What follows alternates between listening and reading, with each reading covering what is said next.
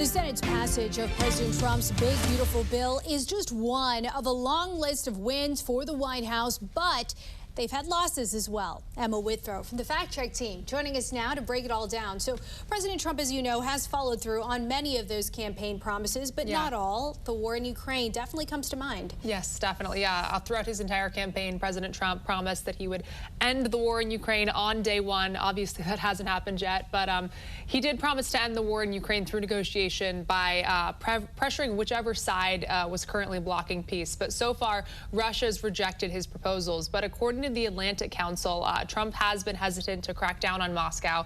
At the G7 summit, he blocked an effort to lower the price cap on Russian oil and also criticized the earlier decision to kick Russia out of the G8, both seen as somewhat gifts to Putin, is what people, on the other side who are critical of him are saying. You did mention the G7 summit and foreign policy, and Trump obviously followed through on another big campaign promise when it comes to NATO. Tell us more about that. Yeah, definitely. That was a huge win for him last week. So he led a push for allies to commit to spending 5% of the GDP on the defense budgets by 2035, something even Putin's spokesperson called provocative. That's all according to the Atlantic Council as well. Trump also called out Putin directly as the roadblock to peace in Ukraine and suggested the U.S. might boost Ukraine's air defense. So seems like there's some movement there. And it comes at a critical time when you look at what is going on globally. Yeah. Emma, thank you. Thanks. For more on this Fact Check team topic, including links to their sources, scan the QR code or visit thenationaldesk.com.